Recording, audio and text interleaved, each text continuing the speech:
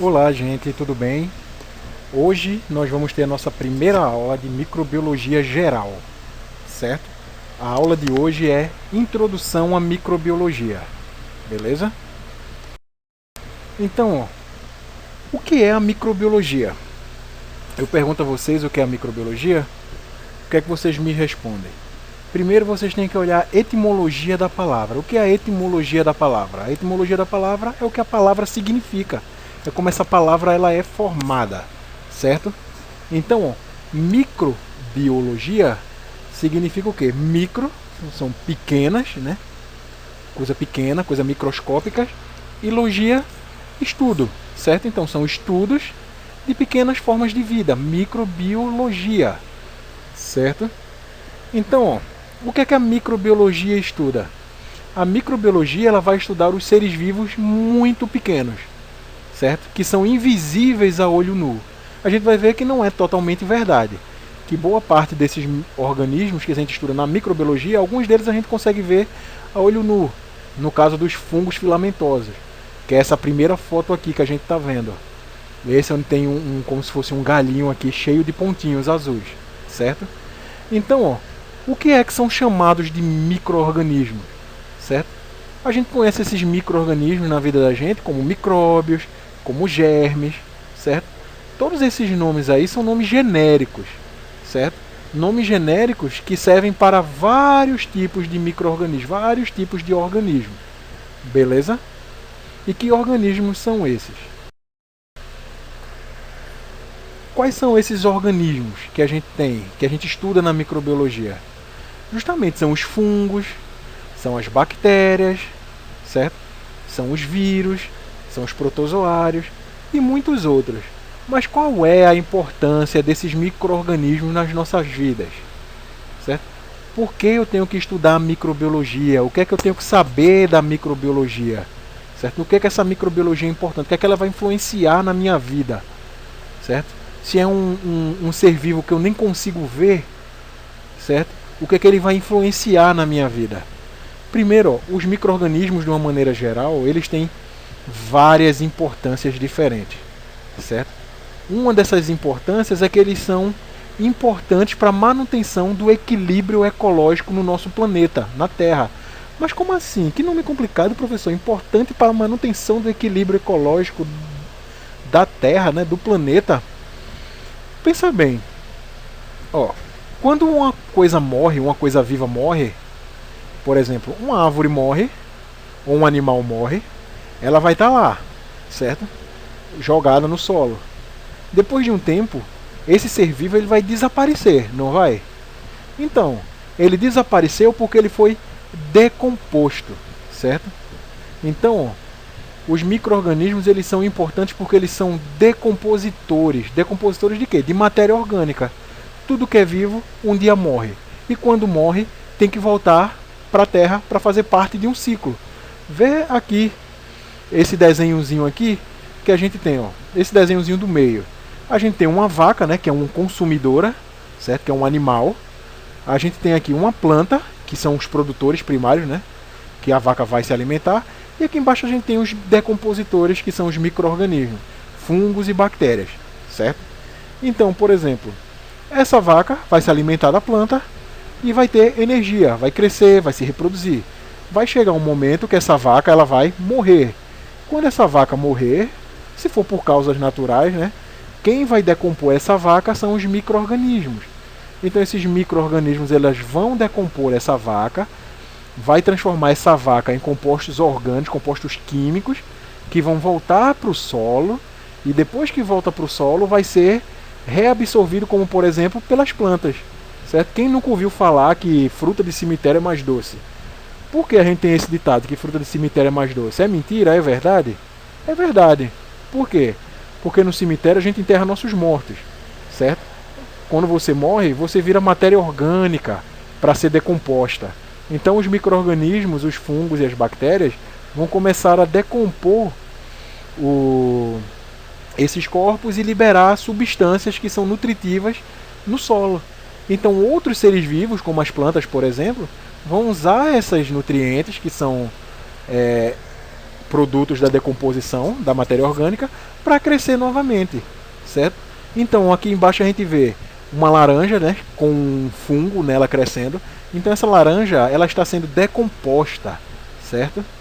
Ela vai ser transformada aí. Se você deixar isso aí, depois de um tempo não vai ter mais laranja aí, não vai ter mais nada, porque esses fungos aí, esses micro-organismos, eles vão degradar, eles vão decompor essa matéria orgânica, certo? Então, uma das importâncias, não é, dos micro-organismos é essa importância que eles são decompositores, certo? Eles vão participar da ciclagem dos nutrientes, da ciclagem da matéria orgânica, beleza?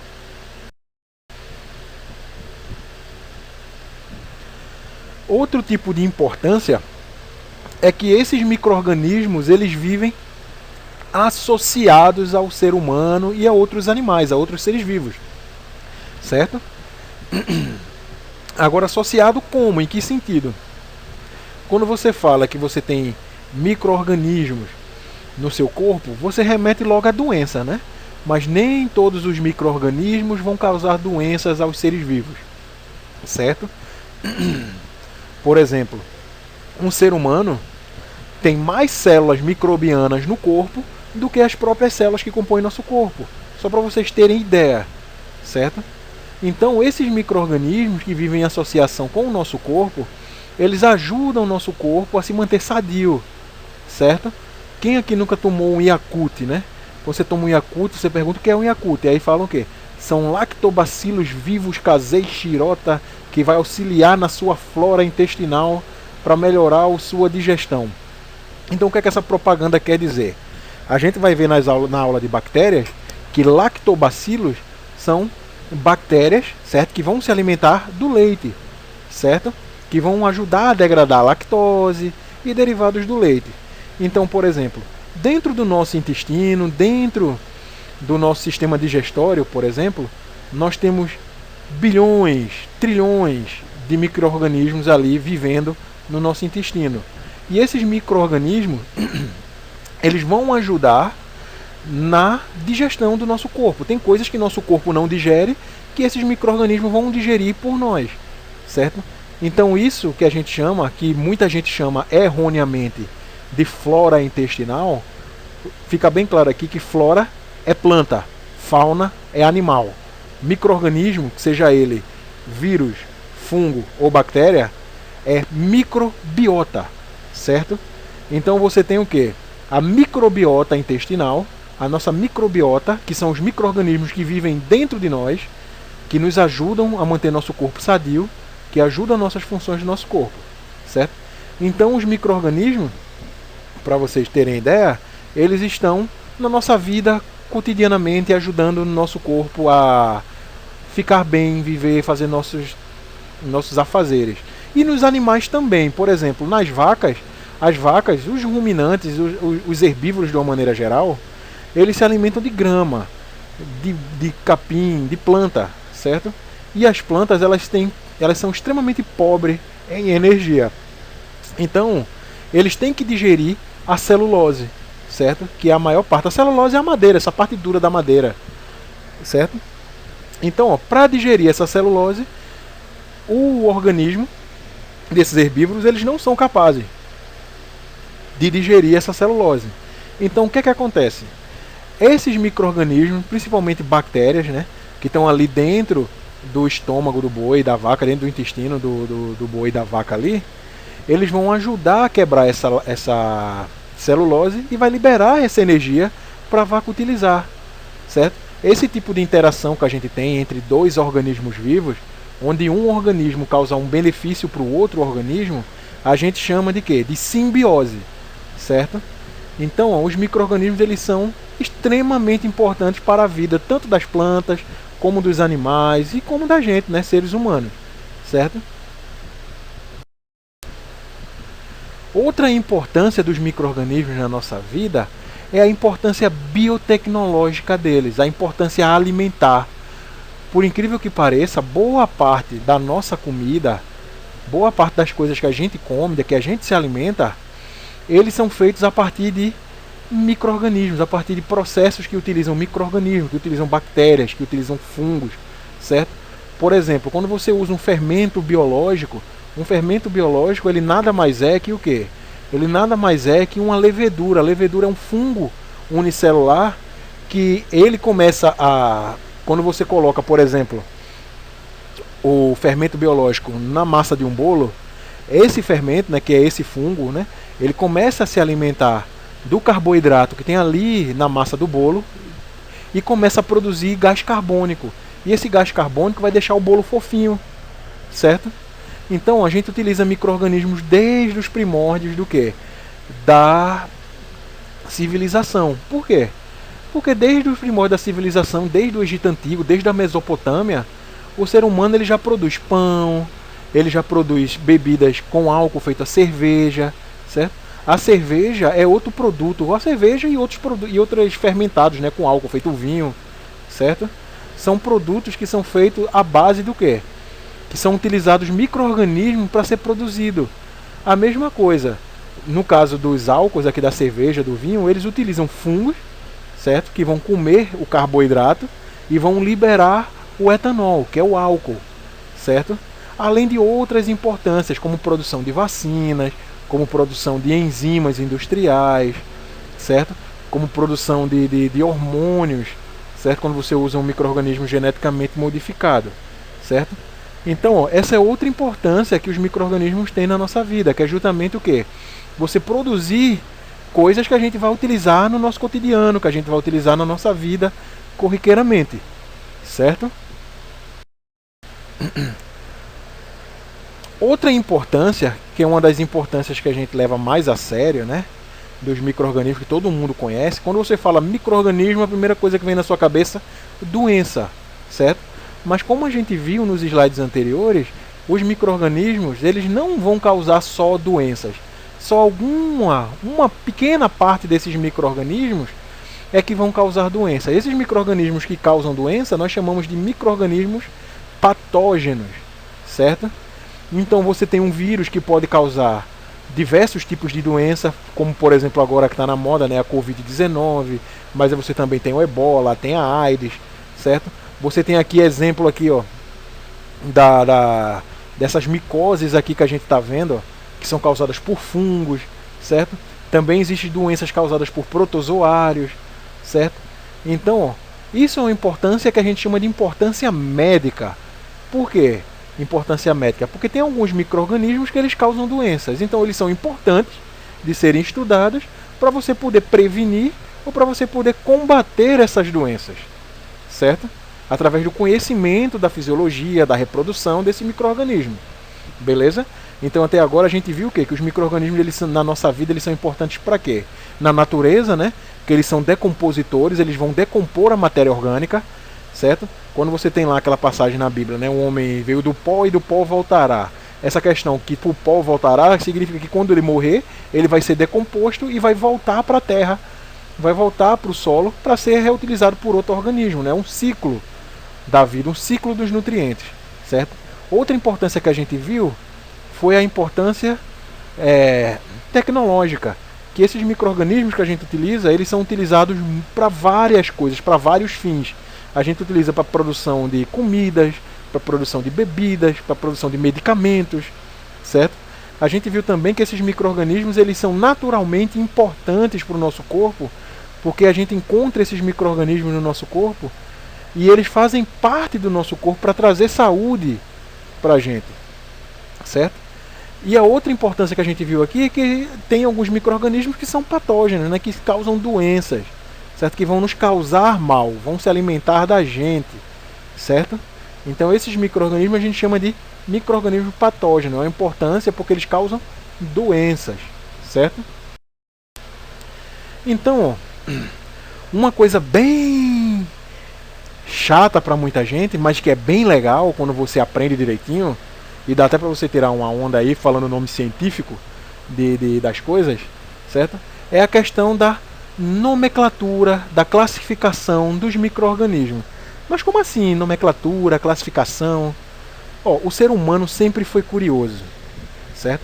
O ser humano sempre quis descobrir as coisas, estudar as coisas, e quando você estuda alguma coisa, você tem a necessidade de classificar aquelas coisas. Mulher que eu diga, né? Machismos à parte, mas por exemplo, mulher pega para arrumar um guarda-roupa, por exemplo, aí pega, bota, tem todas as roupas ali, aí você divide, uma gaveta só de meia e cueca, outra gaveta só de camisa, outra gaveta só de calça, certo? Homem não, deixa tudo misturado.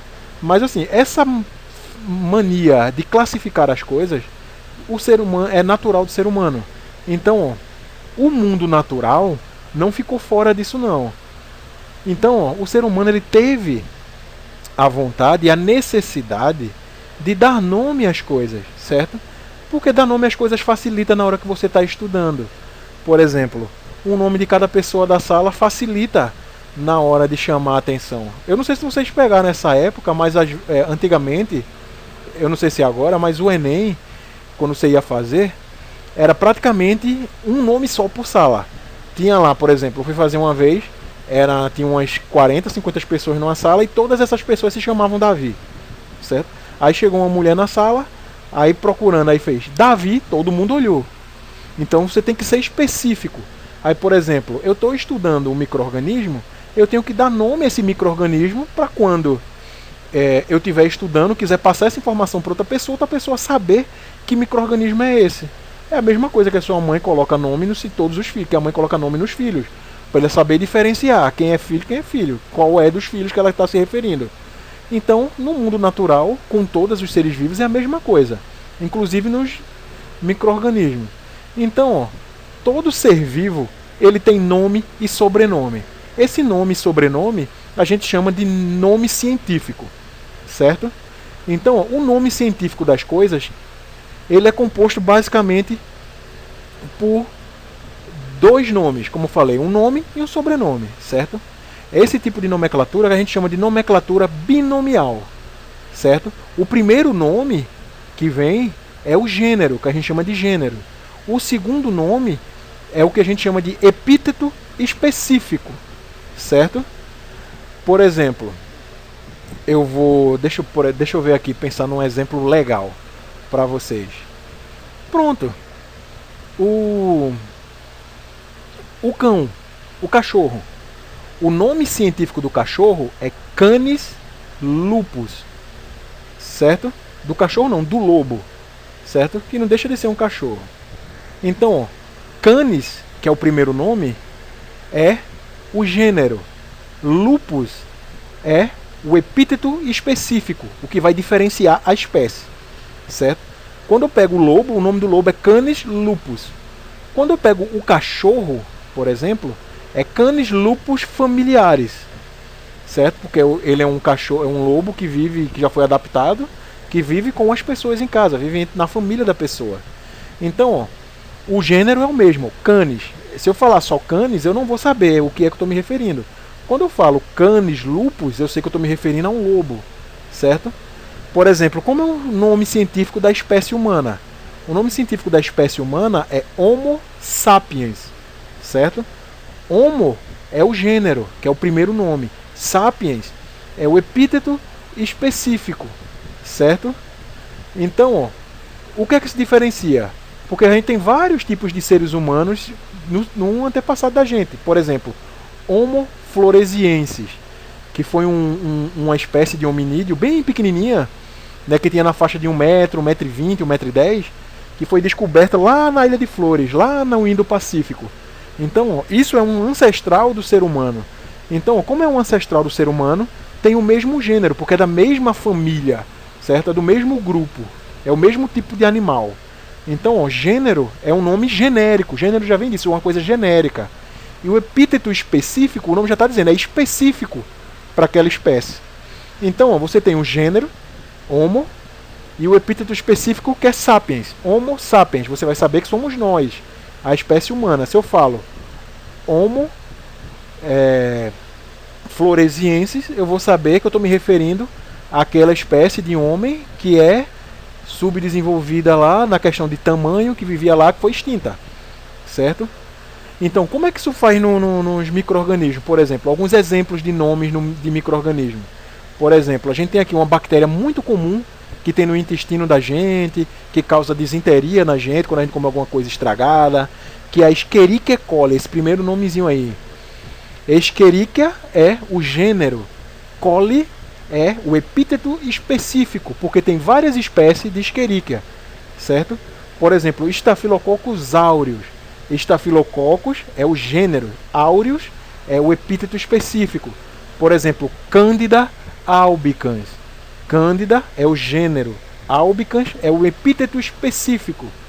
Por exemplo, outra espécie de Cândida que tem na microbiota normal, natural da mulher e do homem, que é a Candida vaginalis. Por exemplo, é uma Cândida, certo? O primeiro nome, que é o gênero, é a Cândida, e vaginalis porque ela é encontrada geralmente no canal vaginal feminino, naturalmente, certo? Então, ó, não se preocupem que eu não vou cobrar essa questão de nome na prova nem nada não, certo? Eu só quero que vocês saibam que um nome científico de tudo que existe no planeta, de tudo que é vivo, ele é composto basicamente por dois nomes, certo? Que é uma nomenclatura binomial. Esse tipo de nomenclatura, ela foi proposta por Linneu, que é esse camarada aqui que está do lado na foto aqui, que ele produziu esse livro aí, ó, Systema Naturae, Naturae, certo?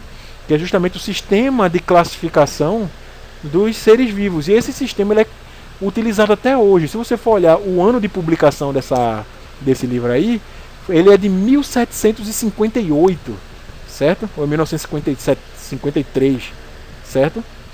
Então, ó, todo micro-organismo, todo ser vivo, ele tem um nome e um sobrenome. O primeiro nome é o gênero, o segundo nome é o epíteto específico, certo? Então, ó, quando vocês ouvirem, por exemplo, Homo sapiens, vocês já vão saber como é que se formou esse nome. Escherichia coli, certo? Então vocês já vão saber como é que isso se gerou e de onde veio isso aí. Beleza? Então, ó, nos micro-organismos, nós vamos ter uma divisão, certo? Eu falei que a gente tem a questão da classificação dos seres vivos, certo? E essa classificação dos seres vivos, a gente consegue dividir esses seres vivos em dois grupos, certo? Referente à célula do ser vivo. Vocês já ouviram falar nisso aí, se não lembram, mas vocês sabem que já ouviram, que são os eucarióticos e os procarióticos, certo? Qual é a diferença entre um ser eucariótico e um ser procariótico? A nível celular, essa diferença. A diferença é que nos seres eucarióticos, as células, o núcleo das células, elas vão estar recobertas por membrana, certo? O núcleo ele é envolvido por membrana nos organismos eucarióticos. Qual é um exemplo de organismo eucariótico, professor? Nós, seres humanos, todos os animais, todas as plantas, todos os fungos, certo? São seres eucarióticos. E quais são os seres procarióticos? Qual é a característica dos seres procarióticos? Os seres procarióticos são aqueles seres que as células, o núcleo da célula, não está envolvida por membrana, certo? Não é que não tenha núcleo não, todas as células vão ter membrana plasmática, citoplasma e núcleo. Só que o núcleo das células eucarióticas, ela vai estar recoberta por uma membrana, que é a carioteca, certo? E o núcleo das células procarióticas, ela não vai ter membrana. Então, ó, quais são os tipos de seres que são procarióticos? As bactérias, certo? Todas as bactérias, e só as bactérias, são procarióticas. Se a gente for ver aqui a árvore filogenética que tem aqui do lado, a gente vai ver aqui, ó, que na parte de baixo são os procariotas, que a gente tem as bactérias e as árqueas. E a gente vai ver depois na aula de bactéria o que são essas árqueas. Mas as árqueas são um tipo de bactéria, só que a gente chama de bactérias extremófilas, certo? Então, ó, se não for bactéria, não é? Vai ser, se for bactéria, vai ser procariota, que tem a célula que não tem membrana revestindo o núcleo. Todos os outros seres vivos, certo? Planta, animal, fungo, certo? Todos esses daí vão ser eucarióticos, certo? Lembrando que os seres eucarióticos, os núcleos das células possuem membrana revestindo. Os seres procarióticos, os núcleos das células não têm membrana revestindo, certo? Basta isso aí, saber disso aí. Então, ó, essa classificaçãozinha que a gente estava vendo ali é aquela classificação que a gente aprende, vem aprendendo na escola, no ensino médio, quando chega na faculdade, dependendo do curso que você fizer, você também aprende, certo? Que é a classificação, né, dos seres vivos, certo? Os seres vivos, todos os seres vivos que existem no planeta, eles são classificados em reinos, em grandes reinos, certo? Por exemplo, nós temos o que, ó? O reino plante, certo? Que tem todas as plantas, certo? Nós temos o reino fungi, que tem todos os fungos ali dentro. Nós temos o reino animalia, que no reino animalia aí você vai ter todos os animais dentro desse reino, certo? Os protistas, que é um reino que você vai encontrar as algas, por exemplo, certo? E lá, antigamente, que provavelmente quem estudou há muito tempo vai lembrar que existia um antigo reino Monera, certo? Que nesse antigo reino Monera nós dizíamos que tinha o quê? As bactérias, certo? Só que essas bactérias aí, depois que a biologia celular, né, as análises de laboratório, as técnicas, os equipamentos foram evoluindo, você começou a diferenciar, ver diferenças bem marcantes entre esses grupos de bactérias. E a gente viu que bactéria não era uma coisa só. A gente conseguia dividir essas bactérias em dois grandes grupos também, em dois grandes reinos, certo? Então, o antigo reino Monera, ele deixou de ser reino Monera e se transformou em dois reinos, certo? O reino que a gente chama de Eubactéria, que são todas as bactérias comuns que a gente conhece, Escherichia coli, Staphylococcus aureus, certo? Todas essas bactérias que a gente conhece, certo? E o reino das árqueas. E o que são essas árqueas? Essas árqueas são bactérias, só que são bactérias extremófilas. Como assim extremófilas? Vocês já viram falar que no fundo dos oceanos tem chaminés vulcânicas, tem vulcões ativos no fundo dos oceanos?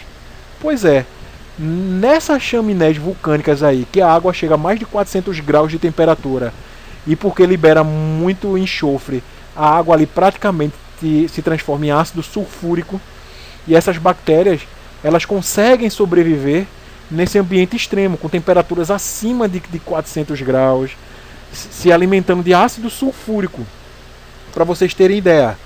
Então, ó, tem uma diferença muito grande dessas bactérias que aguentam rojão, né, como a gente diz, que são extremófilas, e as bactérias comuns. Então, o antigo reino Monera, que tinha todas as bactérias reunidas, foi dividido em dois reinos, certo? O reino Eubactéria, que são as bactérias comuns, as mais simples que a gente conhece, e as bactérias extremófilas, que são as árqueas, certo? Então, ó, a gente teria o reino Bactéria, né, ou Eubactéria, o reino Árquea, o reino Protista, o reino Plante, o reino Fungi e o reino Animalia. No slide anterior, a gente viu que o reino Bactéria e o reino Árquea só tem seres que são procariotas, certo? Já o reino Plante, o reino Protista, o reino Fungi e o reino Animalia, todos esses seres vivos aí, eles são eucarióticos, certo? Tem a célula com o núcleo envolvido por membrana. Beleza? Então, quais são os tipos de micro-organismos que a gente viu? Lembrando que isso aqui é uma aula introdutória, né? Eu não vou entrar em tantos detalhes que a gente vai ver isso de novo, certo? Mais especificamente uma aula só para bactéria, uma aula só para fungo, uma aula só para vírus, só para protozoários, certo? Então, ó, os tipos de micro-organismos que a gente tem aqui nessa classificação, a gente tem as bactérias, e as bactérias elas vão ter características que definem elas como bactérias, certo? Se eu olhar para qualquer animal, eu vou dizer, por exemplo, eu olho para um cachorro, eu vou dizer que é um cachorro. Eu olho para um elefante, eu vou dizer que é um elefante. Por quê? Porque tem características diferentes, certo? Se eu olhar para um cachorro, eu vou dizer, o cachorro tem 4 patas, tem pelo, tem rabo, tem orelha, o cachorro late, certo? É pequeno. Se eu olhar para um elefante, eu vou dizer, também tem 4 patas, mas as patas são diferentes, são acolchoadas, tem orelhas grandes, tem tromba, é muito grande, muito pesado. Então, ó, as bactérias são bactérias porque elas têm características. E quais são essas características? Primeiro, que as bactérias são seres unicelulares, certo? Ou seja, são seres vivos compostos por uma única célula, certo? E essas células, O núcleo dessas células bacterianas, elas não têm uma membrana revestindo esse núcleo. Então essas bactérias, eles são seres procarióticos, como a gente tinha visto nos slides anteriores, certo? Essas bactérias também, ela possui ao redor da sua membrana plasmática uma estrutura que a gente chama de parede celular, certo? Que é formada por peptídeo glicano, que isso aí é um carboidrato, é um açúcar, certo? Que vai ser uma proteção, uma barreira que essa bactéria vai ter para se proteger, porque essas bactérias são seres unicelulares. Então, como é que uma célula só vai se proteger do mundo exterior? Então, ela tem uma série de mecanismos de defesa. Um desses mecanismos de defesa é essa que a gente chama de parede celular. O nome já diz, né? Parede. Uma parede serve para quê? Para proteger. Tua casa tem parede por quê? Para proteger tuas coisas, para te proteger do ladrão, certo? A mesma coisa acontece com a bactéria, certo? Ela vai ter uma proteção ao redor da célula dela, que a gente chama de parede celular, certo? Como é um ser vivo unicelular, a reprodução delas são simples, certo? A maioria da reprodução das bactérias é por fissão binária ou divisão binária. O que é isso? Uma célula só se divide em duas. Duas células se dividem em quatro. Quatro células se dividem em 8. E assim vai. Esse tipo de divisão é o que a gente chama de divisão por fissão binária, certo? E essas bactérias, como são seres unicelulares, algumas bactérias, elas precisam se locomover para ir atrás de alimento, para ir atrás de um hospedeiro, certo? Para fugir de algum predador. Então, algumas células bacterianas, elas possuem estruturas, certo? Como cílios, como flagelos, que vai ajudar essas bactérias a se locomoverem no meio onde elas vivem, certo? Então, ó, não fiquem assustados não com essa tua informação que eu estou jogando não, mas é porque tem muita coisa e a gente tem pouco tempo para ver na disciplina. E a gente vai ver isso mais devagar, certo? Mais mastigadozinho nas aulas só de bactérias, nas aulas só de fungos e por aí vai. Beleza? Então, ó, quais são as características das bactérias? Eles são seres unicelulares, certo? Que só tem uma célula. São seres procarióticos, porque a célula delas, o núcleo não é revestido por membrana. A maioria das células bacterianas possui uma parede celular, que é para proteção. Elas se dividem por fissão binária. Algumas bactérias também possuem flagelo, que é para locomoção, certo? E essas bactérias, de uma maneira geral, como tem vários tipos de bactérias, elas conseguem se alimentar dos mais diversos compostos que você pode imaginar que tenha na natureza, certo? Desde um composto mais simples, como um carboidrato, a um composto mais complexo, como eu falei, daquelas bactérias extremófilas que se alimentam de ácido sulfúrico, certo? Então, ó, aqui são aquelas bactérias que eu estava falando, né? Lembra que o reino Monera foi dividido em eubactérias e árqueas? Essas arqueobactérias são aquelas bactérias que vivem em lugares extremos, por exemplo, salinas, que são extremamente salgados, que a maioria dos micro-organismos das bactérias e dos fungos morrem, porque, por exemplo, quando você faz um processo de uma carne, de salga da carne, por que você salga a carne? Você faz uma carne de sol, você faz uma charque, um bacalhau. Porque esse processo de salga é um processo de conservação de alimento extremamente antigo, certo? Antigamente você não tinha geladeira, certo? Então como é que você ia conservar um alimento? Você nem sempre você tinha como pescar um peixe e naquele dia para você se alimentar de um peixe fresco, por exemplo. Então, como é que ele fazia para evitar a decomposição? Que a gente viu que a decomposição dos alimentos, da matéria orgânica, é causada por micro-organismos, né? Por bactérias, por fungos, certo? Então o que é que se fazia naquela época? Você salgava a carne, salgava o peixe, e essa quantidade excessiva de sal impede que o quê?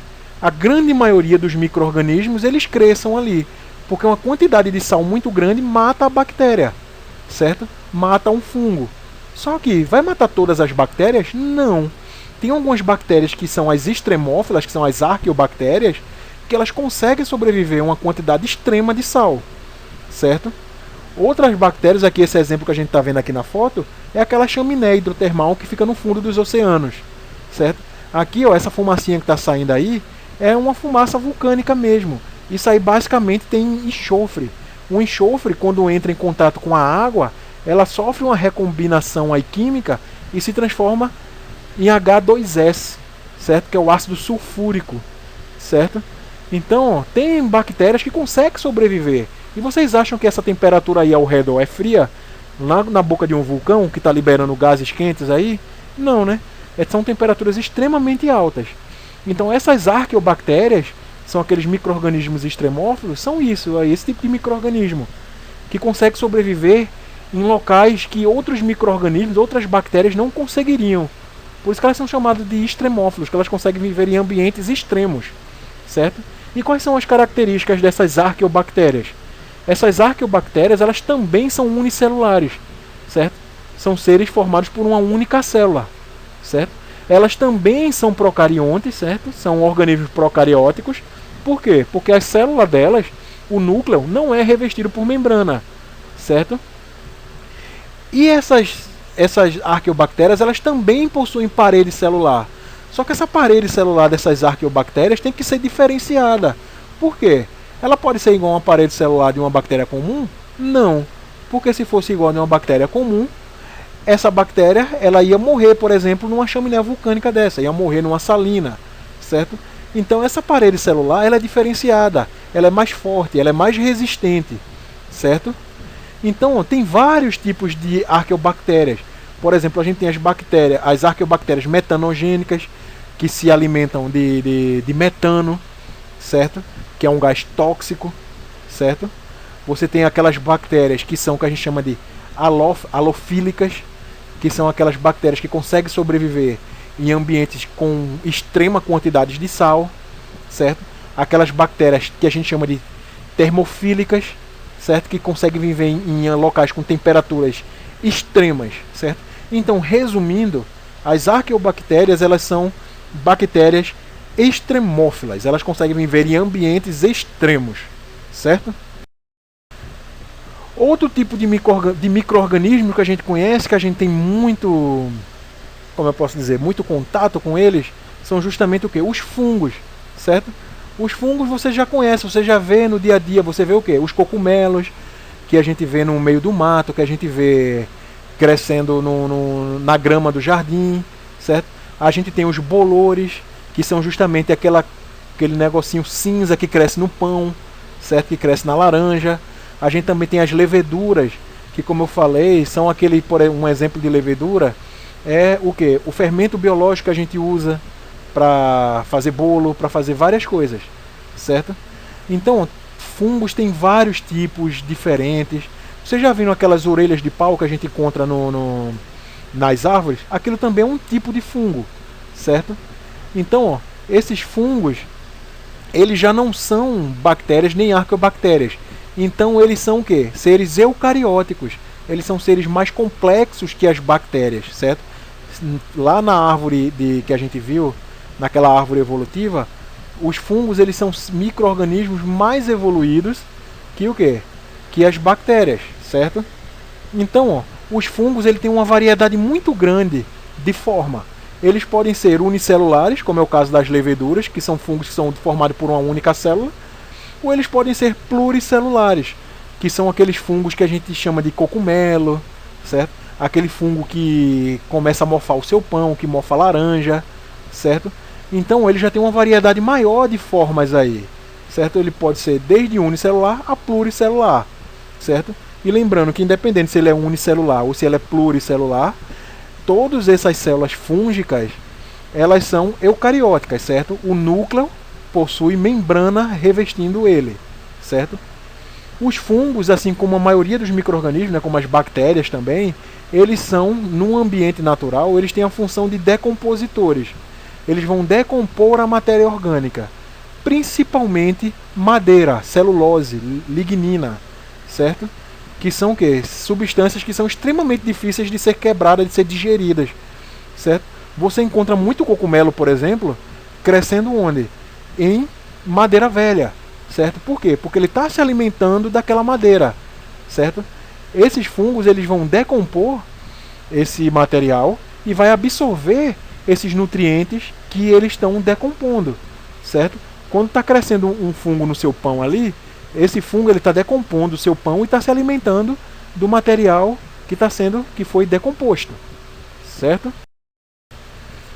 Outro tipo de micro-organismo são os protozoários. Se você for ver o nome, proto significa antigo, primeiro, primórdio, certo? E zoário significa animal. Então, basicamente, o termo protozoário significa primeiros animais. Por que primeiros animais? Porque os protozoários, eles não estão dentro do filo do reino dos fungos, também não estão dentro do reino das bactérias, nem das arqueias. Eles estão dentro do reino dos animais, certo? Do reino Animalia, certo? Então, os protozoários são micro-organismos, alguns, né, que são animais, certo? Alguns são unicelulares, certo? Mas todos eles são eucarióticos, ou seja, como eles são animais, certo? Todas essas células deles vão ser o quê? Vai ter um núcleo revestido por membrana, certo? Por carioteca. E esses seres, né, como são animais, eles vão obter o alimento dele através da absorção, né, de substância ou de outros seres vivos menores, de fungos ou até de bactérias, ou até de outros protozoários. Como eles são animais, eles caçam, eles se movem, eles se alimentam de matéria orgânica que está lá, decomposta já por algum outro organismo, mas também eles caçam, certo? Então, para caçar assim, eles têm várias estruturas especializadas. Aqui na foto a gente consegue ver 3 exemplos diferentes de protozoários. Por exemplo, a gente está vendo o primeiro aqui, da esquerda para a direita. A gente está vendo um protozoário ciliado, tem vários ciliozinhos ao redor dele, certo? Esse cílio, por exemplo, ele utiliza para se locomover, logicamente, mas também ele pode utilizar para alimentação.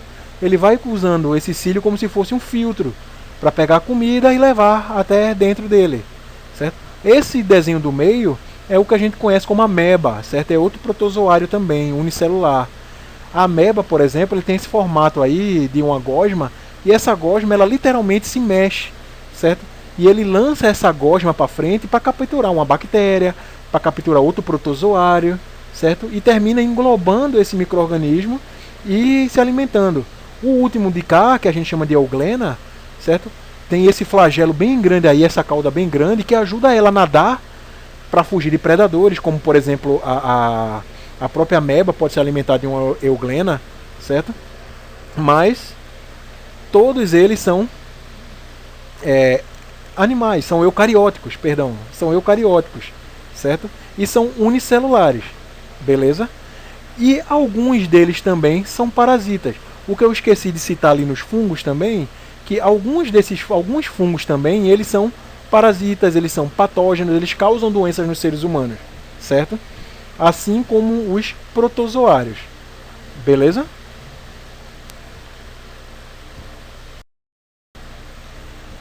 Outro tipo de micro-organismo que existe são os vírus, certo? Aí eu pergunto a vocês, os vírus são seres procarióticos ou seres eucarióticos? Fica a pergunta aí para vocês pensarem e responderem. Mas eu respondo para vocês. Vê só. Todo ser vivo, ele é composto por células, certo? Então, a célula, por definição, é a menor unidade viva que compõe um ser vivo. Até agora nós vimos seres vivos que eram unicelulares, que eram compostos por uma única célula, mas mesmo assim era um ser vivo, porque ele tinha uma célula só, mas é um ser vivo, certo? E vimos seres pluricelulares, certo? Que são seres vivos compostos por várias células. Só que os vírus, eles são entidades acelulares, ou seja, eles não têm células. Por ser um ser que é acelular, e por definição a célula é a menor unidade que compõe um ser vivo, logo, se você não tem célula, você não pode ser considerado um ser vivo, certo? Pois é, existe uma dúvida, uma divergência entre vários pesquisadores até hoje, porque não se chegou a um consenso se os vírus eles são seres vivos ou se os vírus eles não são seres vivos. Por quê? Porque os vivos eles são entidades acelulares, eles não têm células, começa daí. Então esses vírus, eles têm características de seres vivos quando eles estão parasitando uma célula. certo? Então, quando ele está parasitando uma célula, quando ele está dentro de uma célula, ele tem característica de um ser vivo. Porém, quando ele está fora de uma célula, ele não tem metabolismo, ele não tem vida, como a gente conhece. Porque o que é uma vida? É você ter metabolismo, você crescer, se reproduzir, se multiplicar. E um vírus fora de uma célula, ele não consegue crescer, ele não se reproduz, ele não se replica, certo? Então, ó, fica essa dúvida aí, se o vírus é um ser vivo ou não. Só que os vírus, eles são causadores de doença, certo? E os vírus a gente vai ver que eles são basicamente material genético. Alguns vírus são de DNA, certo? Que a gente chama de retrovírus. E outros vírus são de RNA, certo? Então, ó, você só tem um material genético desses seres. Então, para proteger esse material genético, o vírus, alguns possuem o quê? Um envelope proteico, certo? E esse envelope proteico vai servir para dar resistência, certo? A esse vírus, porque o vírus, quando ele estiver no ar, fora da célula, ele precisa ser resistente até chegar em outra célula que ele vai parasitar. E é para isso que serve o envelope proteico, que vai envolver a maioria dos vírus, certo? Tem vírus que não tem envelope proteico? Tem, mas são raros, certo? Por exemplo, vou dar um exemplo. Vocês já comeram maçã, com certeza, certo? Vocês já viram que a maçã, ela tem umas manchinhas amarelas? Pronto, aquelas manchinhas amarelas da maçã não é porque a maçã é vermelha e amarela, não, certo? Você tem lá no meio do vermelho da maçã umas manchinhas amarelas. Aquelas manchinhas amarelas ali são causadas por um vírus, certo? Que não tem esse envelope viral, é só o RNA, é só o material genético, certo? Mas esse tipo de vírus, eles são raros, certo? A maioria dos vírus, eles possuem um envelope proteico que vai proteger esse material genético, o DNA ou o RNA, que é o que vai causar doença na gente, certo? Então, ó, na microbiologia a gente vai usar a gente vai ver alguns conceitos agora da microbiologia. Primeiro, o termo microbiologia, né? O que é microbiologia? Eita, que enrolou agora para sair o nome. Microbiologia é um termo genérico que se refere a todos os micro-organismos, a todos os organismos que a gente não vê a olho nu, certo? Esse nome aí, ó, micro significa pequeno, bio significa vida e logia significa estudo. Então, microbiologia significa o estudo de pequenas formas de vida, certo? Só que a gente vai ver que nem todos os organismos que a gente estuda na microbiologia são micro, certo? Por exemplo, o maior ser vivo que existe no planeta é um fungo, certo? Esse fungo, ele consegue ter uma extensão maior, um tamanho maior em extensão que 2 estádios de futebol, certo? Então, ó, esse termo aí é um termo genérico, certo? A microbiologia, porque a gente estuda não só animais que são microscópicos, mas também a gente estuda seres que não são tão microscópicos assim, porque, por exemplo, um cogumelo você consegue ver a olho nu, certo? Que é um Basidium micota, que é um basídio. A gente consegue ver um cogumelo a olho nu, certo? Mas mesmo assim a gente estuda esse cogumelo na microbiologia. Então, ó, a microbiologia, por definição, ela vai estudar todas as formas de vidas microscópicas. Mas a gente viu que não é assim, né? A gente estuda outras formas de vida também que não são tão pequenas. Então, quais são as formas de vida que a gente estuda na microbiologia? As bactérias, que a gente viu alguma coisa até agora, certo? Os fungos, os vírus, que a gente não sabe não chegou a um consenso nem se é um ser vivo, certo? E protozoários, certo? Que dentro de protozoários aí a gente vai ver na parte da parasitologia que a gente vai ter seres com mais de 14 metros, que são as tênias, certo? Seja a tênia soli ou a tênia saginata, que são as solitárias que a gente chama. Beleza? Então, o termo microbiologia é um termo genérico que serve para definir o estudo das formas de vidas microscópicas, certo? Entre elas, fungos, bactérias, vírus e protozoários. Beleza? Então, outro conceito é a bacteriologia. A gente viu que a microbiologia é um termo genérico, Só que a bacteriologia é um termo mais específico. Se você for ver a origem da palavra, você vai ver bactério, certo? Você lembra o que? Bactéria e logia é estudo. Então a bacteriologia é a ciência que vai estudar as bactérias, certo? Seja ela eubactérias ou seja ela arqueobactérias, beleza? A bacteriologia vai estudar as bactérias. Então, ó, nós temos outro conceito aí que é a micologia. Ah, professor, micologia eu já sei, vai estudar os micos, não é? O mico-leão dourado. Acertei? Passou longe. A micologia só vai estudar um mico-leão dourado se ele tiver com alguma chanha, com alguma micose, certo? Mas a micologia é a ciência que vai estudar os fungos. Todos os fungos, sejam eles microscópicos ou macroscópicos, vão ser estudados pela micologia, certo? Temos outro termo aqui, outro conceito, que é a virologia. A virologia é muito simples, né? Como a gente viu os outros, né? É a ciência que vai estudar o quê? Os vírus, certo? Todos os tipos de vírus vão ser estudados pela virologia.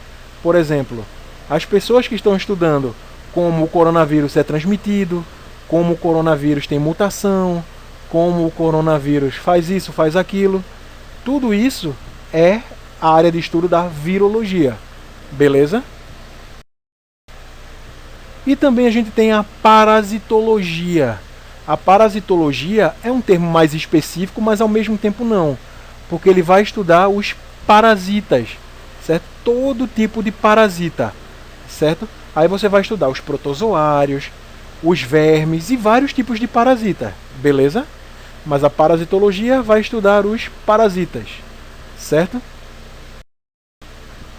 Então, ó, vamos falar de uma breve história da microbiologia. Como é que tudo começou, né? Primeiro, né, microbiologia é o quê? O estudo de formas de vidas microscópicas. E o que é um microscópio? Um microscópio é um equipamento que a gente utiliza, né, um equipamento com um conjunto de lentes e uma fonte de luz, que a gente vai utilizar para observar estruturas microscópicas, estruturas que não são vistas a olho nu, que não podem ser vistas a olho nu.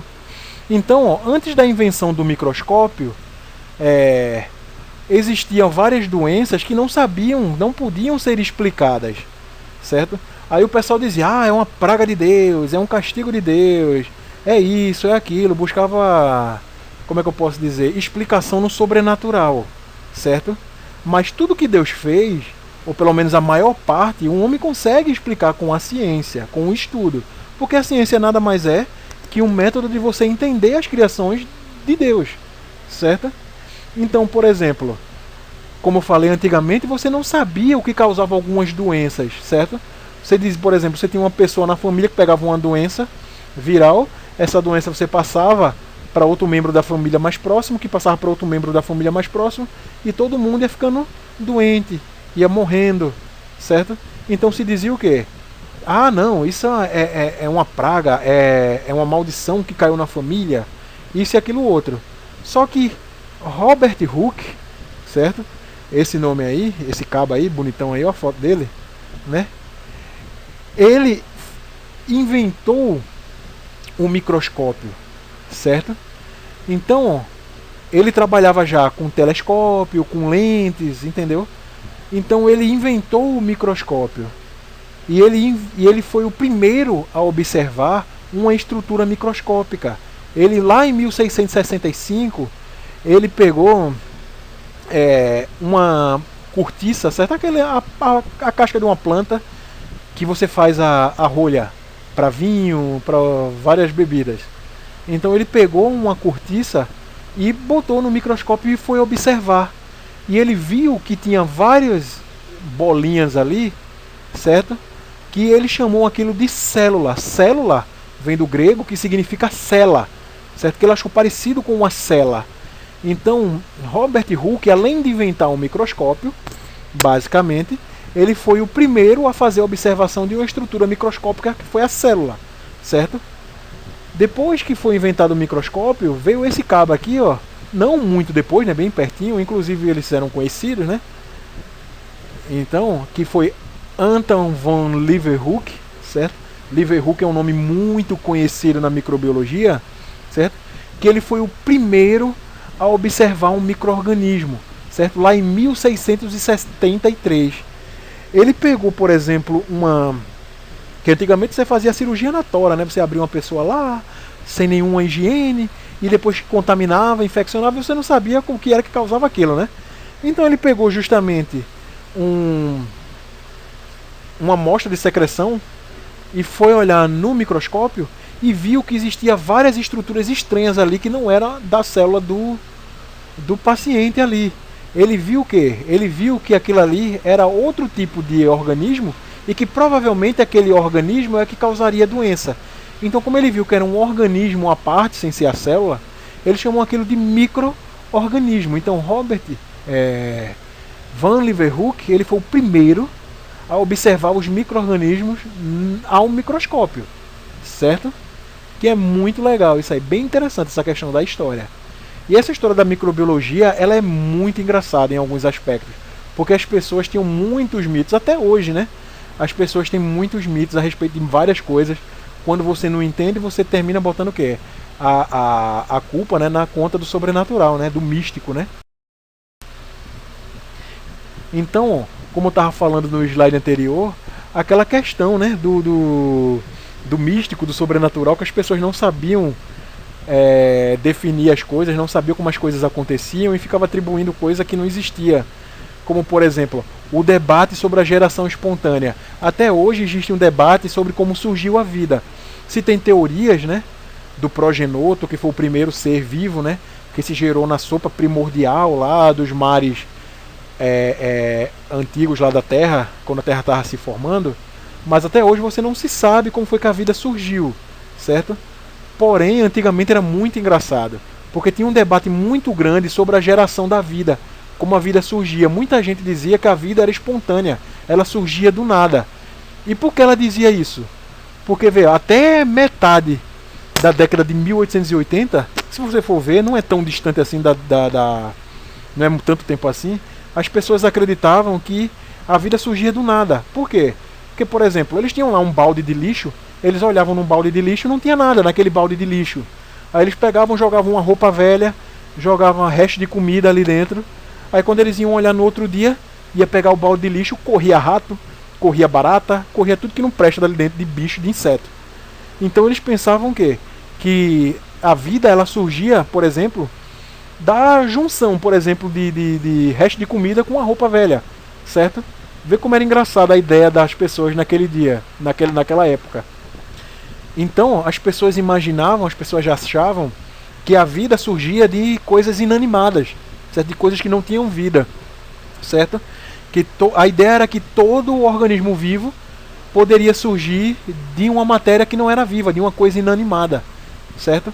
Se eu tenho um pneu velho cheio d'água ali, começou a nascer mosquito da dengue, ali começou a nascer muriçoca, eles diziam que a muriçoca ela foi gerada do pneu, com a água que tinha ali dentro, certo? Eles não sabiam como é que surgia aquilo ali, certo?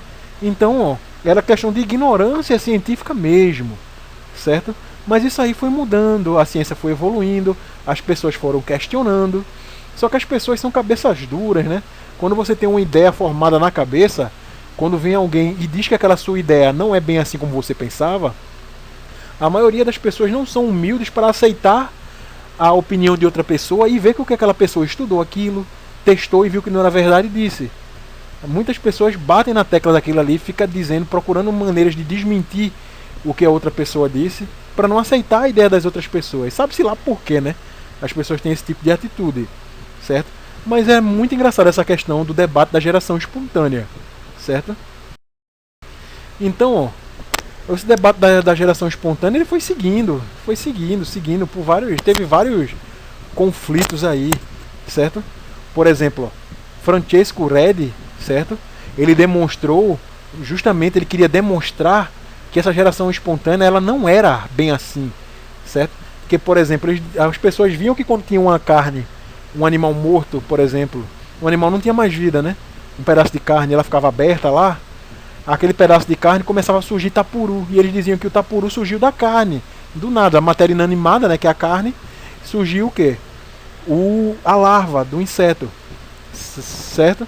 Só que esse cabra aqui, ó, Francesco Redi, italiano, né, como sempre, né, que a maioria dos pensadores naquela época via daquela região ali, né, Itália, que era o berço do quê? De Roma, certo? Então já vinha bem desenvolvida aquela área ali já há bastante tempo. Então, ó, o que foi que Redi dizia? Que ele provou que a carne ela só apodrecia, ou o ovo ele só apodrecia depois que as moscas entravam em contato com essa carne. E ao entrar em contato com essa carne, a mosca, os insetos colocavam ovos nessa carne, e a partir desses ovos é que eclodiam as larvas. Então como é que ele provou isso? Coisa simples. Ele pegou aqui, ó, 2 pedaços de carne em 2 potes. Um pote ele deixou aberto, outro pote ele deixou fechado com uma redinha em cima. Essa redinha, logicamente, não ia deixar que as moscas entrassem em contato com a carne. Então o que foi que aconteceu? A carne que estava coberta com essa redinha não criou larva, certo? Não criou tapuru, como a gente chama. Já a que estava aberta, criou. Então assim ele provou o quê? Que as larvas elas não surgiam do nada, elas surgiam a partir do quê? Da postura de ovos pelas moscas, pelos insetos naquela carne. Coisa que pra gente parece extremamente óbvio, mas para pessoas naquela época era extremamente obscuro. Aí você diz, mas isso é muito simples de provar. É simples porque a gente já conhece. Vai você sem saber de nada, sem ter como saber de nada, você conseguir observar isso, aí já são outras histórias, são outros 500 aí, certo? Então, ó, mesmo com Redi deixando aquela carne tampada lá, né, com aquela rede, não criava tapuru, né, não criava larva, mas mesmo assim a carne ela era decomposta. Então, ó, esse debate da geração espontânea ele continuou, né, e continuou, como eu disse, foi até meados de 1880, certo? Então, ó, em 1745, John Needham, né, ele declarou que os micro-organismos eles podiam surgir espontaneamente em um caldo nutriente fervido, certo? Só que em 1765, eu não sei nem pronunciar o nome desse cabo aqui, mas vamos falar só o primeiro nome dele, né, que é o Lázaro, né? Ele repetiu os experimentos de Needham e ele disse justamente o contrário, certo? Porque, ó, John Needham dizia o quê? Que ele, John Needham, que fique claro, ele era adepto da teoria da geração espontânea, né? Por exemplo, você faz um feijão e deixa o feijão aberto lá. No outro dia o feijão vai estar contaminado por micro-organismo, não vai? Vai. Vai ter crescido fungo, vai ter crescido bactéria, certo? Então John Needham ele dizia o seguinte, que se você deixasse o feijão ali aberto, os micro-organismos, as bactérias, os fungos iam surgir do feijão, certo? Ia surgir do nada ali do feijão, que ele tinha essa ideia da geração espontânea. Só que esse camarada aqui, né, esse Lázaro Spallanzani, certo? Ele disse justamente o contrário. Ele falou: não é bem assim que acontece. O micro-organismo ele não está dentro do caldo, ele não está dentro do feijão, ele não surge do feijão. O micro-organismo ele está no ar que a gente respira.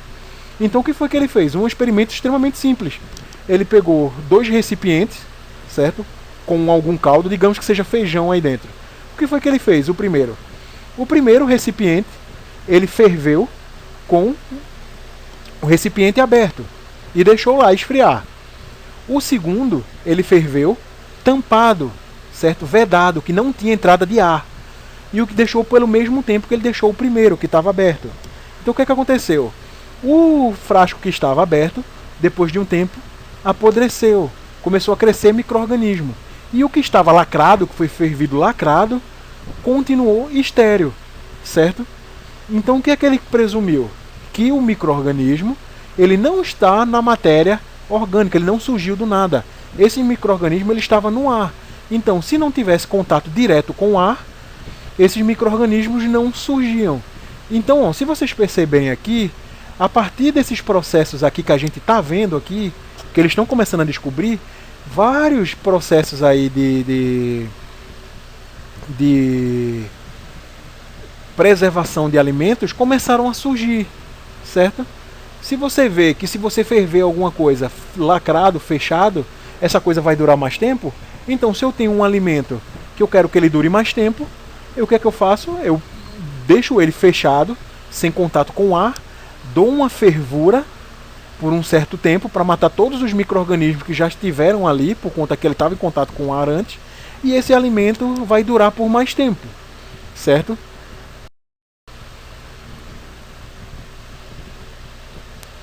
Então, ainda nessa questão do debate da geração espontânea, certo?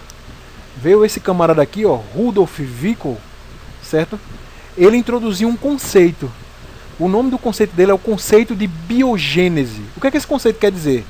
Que qualquer ser vivo, ele só pode surgir a partir de outro ser vivo pré-existente. Ou seja, uma célula, ela só pode surgir de outra célula que esteja viva, certo? Ou seja, aqui na imagem a gente vê, ó, a gente tem uma célula, ela vai se dividir, no final ela vai dar origem a duas células. Mas isso só pode ocorrer a partir de um outro ser vivo. Por exemplo, um ser humano só pode surgir a partir de outro ser humano e assim por diante, certo? O ser humano não vai surgir se você juntar um monte de coisa aí não, né? Você juntar uma roupa velha, um par de sapatos, o negócio vai surgir um ser humano dali não, né? Se você fizer isso, aparecer uma coisa, corra que é ladrão. Se aparecer um negócio desse na sua casa que você não conheça, certo? E lá em 1861, Louis Pasteur, que esse nome vocês conhecem através daquele processo de pasteurização, que a gente depois eu comento um pouco mais para vocês o que é o processo de pasteurização, né? Louis Pasteur ele demonstrou que os micro-organismos eles estavam não só no ar, mas eles estavam em todos os lugares. E isso é verdade até hoje. Os micro-organismos estão em todo canto. Olha para tua mão agora. Tá cheio de micro-organismo. Todo canto tá cheio de micro-organismo. Aquele colado que tu deu no teu boy no final de semana aí, que tu engoliu a baba dele, tu engoliu um monte de micro-organismo também. Certo? Então os micro-organismos estão no ar que a gente respira, estão em todas as superfícies que a gente toca, tá na nossa pele, tá dentro do nosso corpo, certo? Então, ó, Pasteur, ele viu que os micro-organismos estavam em todos os cantos, certo? Então, ó, isso foi uma prova da teoria da biogênese. Então, se tem micro-organismo em todo canto, a vida ela não surge do nada, ela vai surgir de outra vida já pré-existente, certo? Então, ó, só para complementar aqui, para falar um pouquinho do processo de pasteurização, por exemplo, lembra que eu falei no slide passado daquela questão de você aquecer as coisas para matar os micro-organismos? Então, o processo de pasteurização é baseado nesses estudos anteriores. Então, Pasteur viu o que tinha sido feito e ele começou a trabalhar em cima disso. O que foi que ele fez? Ele começou a fazer testes. Então, ele via, se ele pega o leite, por exemplo, aquece esse leite a uma certa temperatura por um determinado tempo. E depois ele resfria esse leite e depois ele repete esse processo de aquecimento e resfriamento. Quando você faz esse processo várias vezes de aquecer e resfriar, lembrando, sem deixar esse alimento, sem deixar o leite, no caso que no exemplo que eu estou usando agora, entrar em contato com o ar. Porque a gente viu que os micro-organismos eles estão presentes em todos os lugares.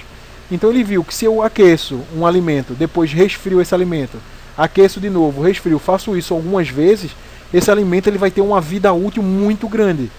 Tanto é que quando você pega um leite pasteurizado, por exemplo, naquelas embalagens Tetra Pak, você vê que aquele leite ele tem uma duração muito maior de prateleira do que aqueles leites que você pega que é um leite integral da maneira que eu falo, sem grandes tratamentos para durar. Você tem que deixar ele na geladeira e mesmo assim depois de um tempo ele está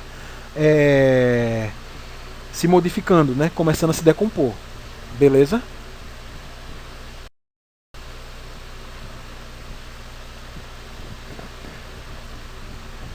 Então, ó, essa descoberta, né, de Pasteur, né, de Louis Pasteur, que ele falou que os micro-organismos estão em todos os lugares, foi extremamente importante para a área da saúde. Por quê? Porque naquela época não se tinha higiene, né? Se hoje em dia já não se tem, né, de muitas pessoas, naquela época muito menos, né? O pessoal não sabia nem o que era banho, basicamente.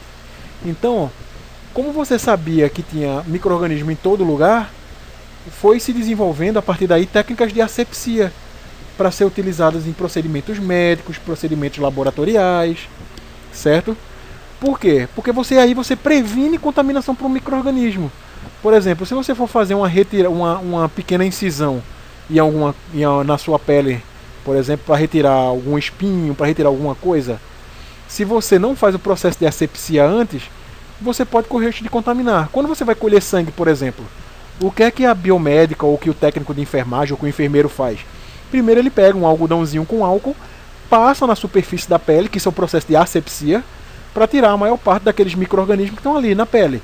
Aí sim, ele pega e executa a injeção ou executa o quê? A coleta do sangue, certa punção do sangue.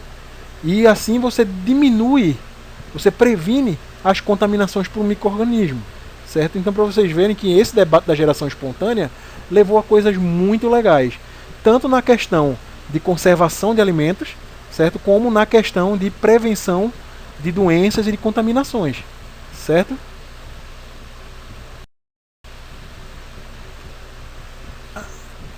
Então, ó, aqui a gente tem uma linha cronológica, né, da era de ouro da microbiologia, certo? Porque, ó, a ciência da microbiologia ela avançou extremamente rápido, desde 1857 até 1914, certo? Que foi o quê? O início da Primeira Guerra Mundial, certo? Então, ó, você tem aqui todos os marcos, ó, 1957, Pasteur, ele trabalhava com fermentação, com produção de álcool, certo? E ele disse tudo aquilo que a gente tinha visto, né? Da questão que os micro-organismos estão em todos os lugares, que você tem que fazer processo de pasteurização para retirar os micro-organismos, para durar muito mais essas coisas, certo? Então, ó, 1867, aqui, ó, Lister, ele fez a primeira cirurgia asséptica, utilizando o que, ó? Os conhecimentos de Pasteur, que ele falou, né? Pasteur, ele refutou esse debate da geração espontânea, certo? Então, ó, 1876 teve Koch, né? Que ele disse o quê?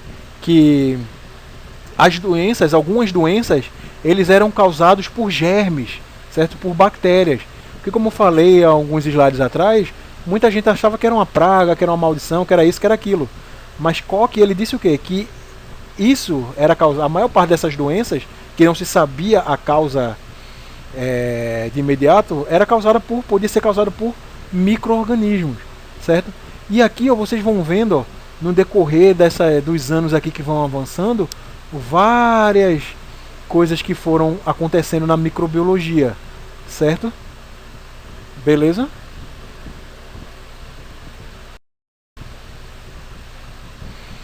Então, ó, como eu estava falando, né? Aqui, ó, fermentação e pasteurização. Tanto a fermentação quanto a pasteurização, eles foram bem difundidos, né, bem propagados e bem utilizados por Pasteur. Certo? Tanto é que a pasteurização, esse processo de pasteurização, ele foi o quê? Ele foi desenvolvido, certo, por Louis Pasteur. A fermentação não, porque a fermentação ela é utilizada desde os primórdios da humanidade. Você chega lá desde os sumérios, né? Que os sumérios foram as primeiras civilizações lá na Mesopotâmia, né, entre o rio Tigres e Eufrates, surgiram aquelas primeiras civilizações do Crescente Fértil, certo? Então, ó, desde ali o homem utiliza micro-organismos para fazer fermentação. Fermentação nada mais é que você utilizar um micro-organismo que vai consumir açúcar e vai produzir etanol, vai produzir álcool, certo? E esse álcool também ele pode ser transformado ainda em vinagre pelo próprio micro-organismo. Por quê? Porque, vê, esse micro-organismo ele consome, no caso essa levedura, que é um fungo unicelular, ele vai consumir esse álcool, esse carboidrato, né, esse açúcar, e vai produzir álcool. Por quê? Porque esse álcool vai matar os concorrentes delas. Então, só quem vai consumir aquele açúcar é ela, certo? Então, ó, esse álcool, depois de um tempo, quando acaba todo o açúcar, essa mesma levedura, ela consome esse álcool e transforma esse álcool em ácido acético, que é o nosso conhecido vinagre. Então a fermentação é conhecida desde os primórdios, desde que o homem é homem, né? Onde se brincar foi uma das primeiras coisas que o homem inventou, quimicamente falando, foi a cachaça, né? Que o pessoal gosta de tomar cachaça desde sempre. Mas já a pasteurização, não. A pasteurização surgiu lá em 1850 e pouco, lá 1650 e pouco, né? Com Pasteur, certo? Que justamente é aquele processo que eu falei, né? Que é um processo de aquecimento, certo? E resfriação para matar principalmente bactérias, certo? Então você tem equipamentos, você tem máquinas que você vai aquecer a uma determinada temperatura e deixar por um tempo, como aqui está mostrando, certo? No desenho do lado. E depois esse mesmo líquido ele passa por um processo de resfriamento. E depois ele passa por outro processo de aquecimento e depois por outro processo de resfriamento e assim sucessivamente. Aí assim você consegue matar todos os micro-organismos que estão ali, principalmente as bactérias, certo? Lembrando que esse processo de pasteurização, depois que você começa o processo, o leite ou a bebida que seja pasteurizada ou qualquer outra coisa que você vá pasteurizar, ele não pode ter contato direto com o ar, certo? Porque senão você perde o processo, porque o micro-organismo está no ar. Aí você fez o processo de pasteurização, deixou a coisa em contato com o ar, ele vai contaminar novamente. Beleza?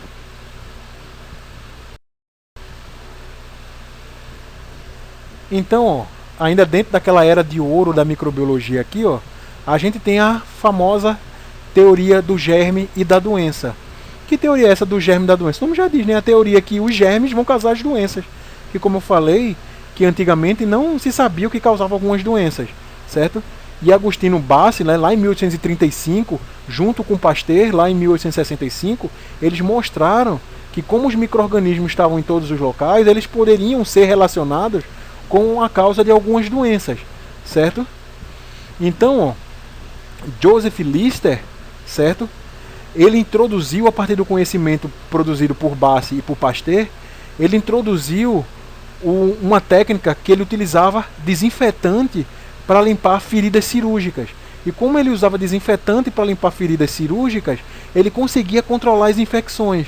Então, por exemplo, você vinha alguma pessoa ferida de guerra, você tinha que fazer uma amputação, basicamente essa pessoa ia morrer, porque você ia ter uma infecção, ia necrosar, ia causar sepsia e você ia morrer, certo? Por infecção generalizada. Então, ó, Joseph Lister, ele introduziu o uso do desinfetante para limpar essas feridas cirúrgicas e ele diminuiu mais muito a questão das infecções pós-cirúrgicas principalmente. E lembra que eu falei de Koch, Robert Koch, lá na que a gente viu a cronologia da Era de Ouro da microbiologia? Então, foi Robert Koch que provou, por A mais B, que os micro-organismos eram responsáveis por causar várias doenças, certo? E depois que ele provou isso, ele usou uma sequência de procedimentos que são chamados até hoje de postulados de Koch, que é para você prevenir doenças e prevenir infecções e tratar algumas doenças causadas por micro-organismos, certo?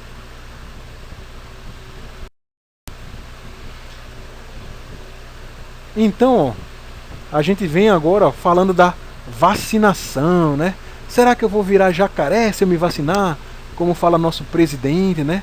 Extremamente inteligente, nosso presidente.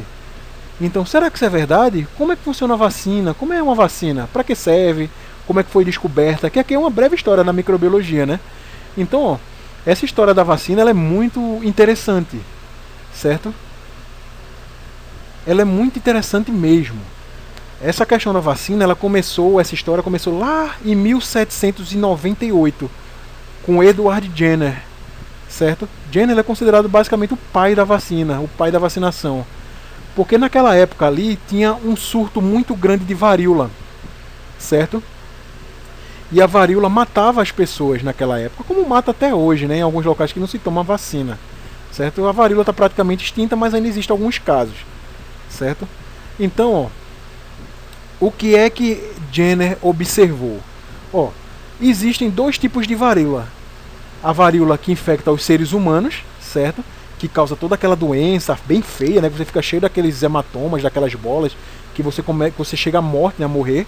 E tem também um tipo de varíola que é a varíola bovina, que é a varíola que está nas vacas, nos bovinos, nos bois, certo? Só que essa varíola bovina, ela também contamina os seres humanos, só que essa varíola bovina, ela é, como é que eu posso dizer? Ela é um tipo ela é um tipo de vírus que não causa tanta doença na pessoa. A pessoa pega a varíola bovina, mas não vai aparecer sintomas e a pessoa não vai morrer por causa dessa varíola bovina. Então naquela época lá, de 1790 e poucos lá, os surtos de varíolas eram constantes e matavam muita gente. Só que Jenner, ele observou que a quantidade de gente que era infectada por varíola no meio rural, principalmente as pessoas que trabalhavam com o gado, certo, em manejo direto com o gado, né, com o boi, com a vaca, era bem menor, que aquelas pessoas elas tinham resistência à contaminação com varíola. Então ele começou a perceber que aquelas pessoas que trabalhavam com as vacas que tinham varíola bovina, ele postulou o seguinte, ele chegou à seguinte conclusão, que aquelas pessoas que trabalhavam com vacas que estavam contaminadas com varíola, ela pegaria imunidade. Aquela imunidade, aquela resistência à doença, viria justamente dessa doença que era mais fraca nas vacas, quando pegava no ser humano. Então o que foi que ele fez para provar? Ele tinha tanta certeza do que ele tinha observado era certo, que ele provou no próprio filho. Isso é que eu digo, o caba se garante, viu?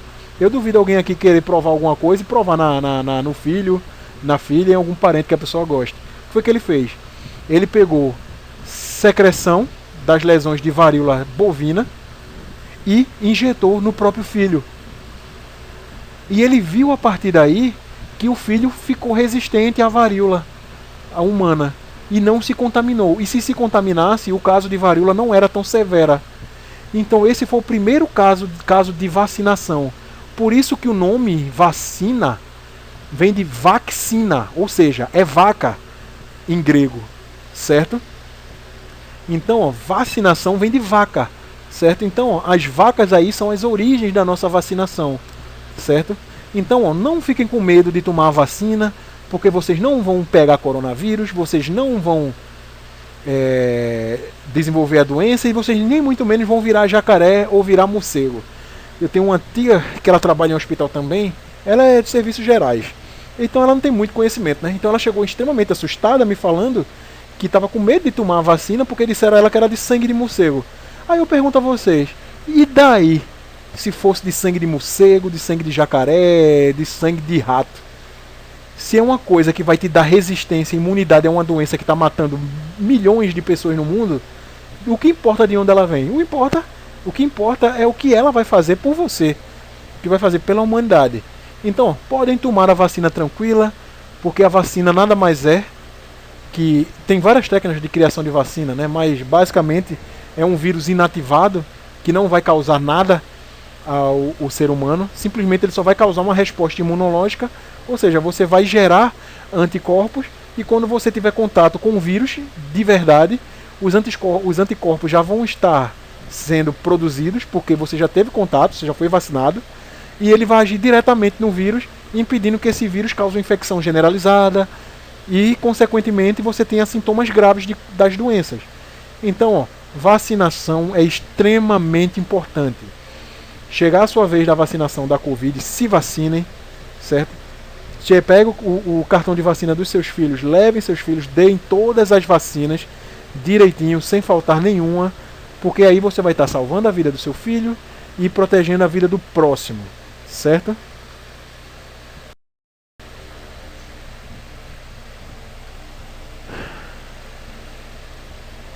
Então, ó, essa questão da vacinação também, ó, teria que passar por quem? Por Pasteur também, né? Então, ó, Pasteur, como sempre, né? Sempre por dentro dessas coisas aí, né? Da questão dos micro-organismos, sempre por dentro, sempre vendo o que as pessoas estavam fazendo. Ele desenvolveu a primeira vacina praticamente para animal. Ele descobriu que que algumas bactérias causavam doença nas galinhas, certo? Doenças respiratórias nas aves, e ele percebeu que tinha algumas galinhas que tinham essa doença mais leve, ou seja, tinha um tipo de bactéria menos contagiosa, que causava uma doença mais branda nessas galinhas, e que essas galinhas que pegavam esse tipo de doença, quando entravam em contato com uma galinha que estava doente com uma forma mais drástica, da doença, né, com a bactéria que causava a doença mais forte, essas galinhas não morriam, certo? Então ele criou a primeira vacina, certo? Ele pegou essa vacina, essa bactéria que causava pouca mortalidade nas galinhas, que era mais fraca, por assim dizer, e começou a injetar essa bactéria em todas as galinhas de um galinheiro. Então, ó, o que acontecia? Nada. As galinhas, poucas adoeciam, pouquíssimas morriam, certo? Então, ó, esse foi o primeiro ato de vacinação em massa que teve, né? Foram as galinhas que foram vacinadas. A vacina foi descoberta onde? Na vaca, basicamente o conceito de vacina. E o primeiro ato de vacinação em massa que a gente teve na história foi Pasteur vacinando as galinhas. Mas veja que resenha. Então, ó, essas vacinas modernas, elas são preparadas a partir de várias técnicas, certo? As mais comuns são quando você utiliza micro-organismos vivos avirulentos. O que é um micro-organismo avirulento? É um micro-organismo que não causa doença. Feito o exemplo da galinha lá de Pasteur. Ele pegou uma bactéria que não causava doença, que era parecida com aquela outra bactéria que causava doença e matava, e utilizava essa bactéria ou esse vírus como vacina, para imunizar as pessoas, certo? Para imunizar um ser vivo, certo? Outro tipo de técnicas para preparação de vacina é quando você utiliza patógenos mortos ou então componentes isolados desse patógeno. Por exemplo, eu posso utilizar um vírus morto, certo? Inativado, que a gente chama, para gerar uma vacina, porque quando você coloca um vírus morto, né, inativado dentro da sua corrente sanguínea, no seu corpo, o seu corpo vai perceber que aquilo é um vírus e vai produzir um anticorpo. Só que aquele vírus não vai causar doença. Então você fica imunizado. Você também pode usar só partes daquele vírus. Por exemplo, você pode usar só a cápsula do vírus, ou você pode usar só a parede que reveste o vírus, certo? O envelope do vírus, alguma parte do vírus que causa essa resposta imunológica. Outra técnica também, que são as mais modernas, que inclusive são umas que são aqui utilizada, até uma dessas técnicas são utilizadas para a vacina da Covid, que é a técnica do DNA recombinante, certo? Que você usa técnicas de clonagem de DNA, que você vai modificar o DNA de um vírus, por exemplo, e tornar aquele vírus que era virulento, que causava doença, que causava morte, e tornar ele menos virulento, ou seja, não causa doença, e você utiliza esse vírus, por exemplo, para gerar imunidade nas pessoas que você vacina, certo? Então, gente, ó, a aula da gente fica por aqui, certo? A próxima aula a gente já vai ver a parte de bactérias, beleza? Então, ó, aqui nesse último slide aqui, a gente tem um exercício bem simples, é um exercíciozinho para vocês revisarem a aula. Eu recomendo que todos vocês façam, certo? É bem simples, ó, aqui, o que é a microbiologia, quais são os ramos da microbiologia, certo? Essas coisas bem simplesinho, certo?